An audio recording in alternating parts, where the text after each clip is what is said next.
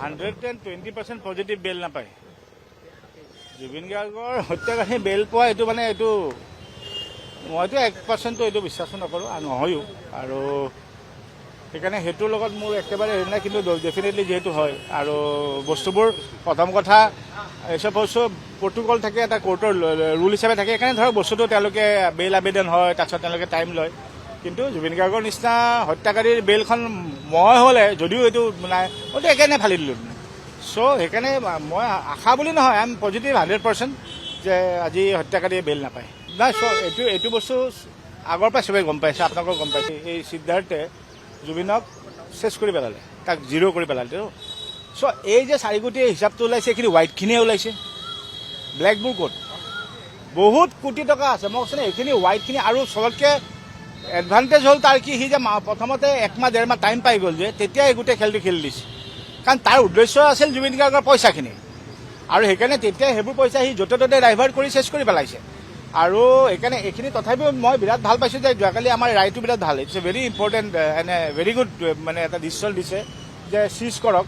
কিন্তু এই আগতে খুলিয়ে দিব নালাগে ন বস্তুবোৰ। এটা হত্যাকাৰী বস্তুবোৰ কেনেকৈ খুলি দিছে। আৰু এই 4 কোটিটো মই কৈছোঁ, এই 4 কোটি 4.5 কোটি যিখিনি আছে, আজি বেচাৰা দুখ লগা হ'ল কি জুবিনে পইচাকেইটাৰ কাৰণে ঘৰটো কমপ্লিট কৰিব নাপালে।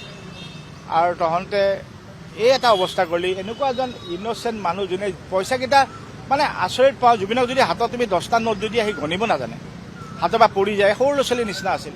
সেই মানুহটোৱে ইমান বিশ্বাস কৰাৰ পিছত তহঁতে এই মানুহটোক ললি মই এতিয়াও একেটা কথা কৈছোঁ, পইচা ললি হত্যা কিয় কৰিলি? তহঁতে পইচাকেইটাকে খাই থাকচোন, পইচা লাগে লগলে আমাক কোৱা, আমি আৰু গুচি তাৰ জুবিনৰ পৰা খুজি দিলোঁহেঁতেন তোক।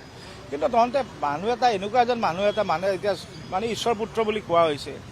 এতিয়া মানুহে ৰাস্তাত দেখিলে মোক এতিয়াও বয়সস্থ মাইকী মানুহবোৰে কান্দে যে গোস্বামী আপোনাক দেখিলে আমাৰ জুবিনলৈ মনত পৰে।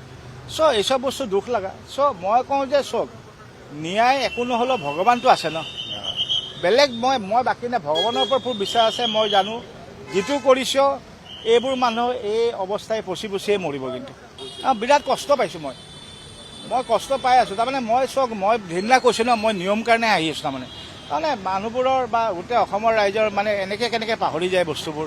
মানে কেইদিনমান আগলৈকে মানুহবোৰ একদম দেহে কেহে লাগি গৈছিল, ফটকৈ নাইকিয়া হৈ গ'ল।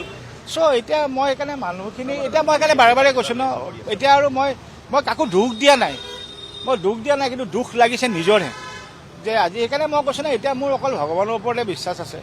ভগৱানে যি ন্যায় দিব। আৰু মই এটাই বিচাৰোঁ যে মই জীয়াই থকা সময়ত জুবিন গাৰ্গৰ ন্যায়টো যেন দেখি যাওঁ, নহ'লে বহুত কষ্ট পাম তাৰমানে। কাৰণ সিও বহুত কষ্ট পাই আছে, কিন্তু দেই তাৰ আত্মা এতিয়া বহুত কষ্ট পাইছে। যে মই জীৱনভৰ গোটেই জীৱনটো অসমীয়া মোৰ নৰ্থ ইষ্ট অসমীয়া এনেকৈ মই জীৱনটো দিলোঁ, অসমীয়াকেইটাই মাৰিলি তোক। তথাপিও তাৰ আত্মাটোতো শান্তি পাব লাগে, আমি ন্যায়টো দিব লাগিছিল। মানে সেইটো ন্যায়টোৰ কাৰণে বিশ্বাস আছে কৰিম বুলি। মানে ন্যায় ভগৱানৰ ওপৰতে আছে দেই, মই এতিয়া বাৰে কৈ আছোঁ। বাকী মোৰ কাৰো ওপৰত বিশ্বাস নাই। I only have trust on God now, nothing else. আৰু আজিতো মইতো কৈছোঁ, আজি মই আহিছোঁ কাৰণ মই চাবলৈ যে আজি বেলটো ৰিজেক্ট হ'ব, and I am sure bail reject হ'ব।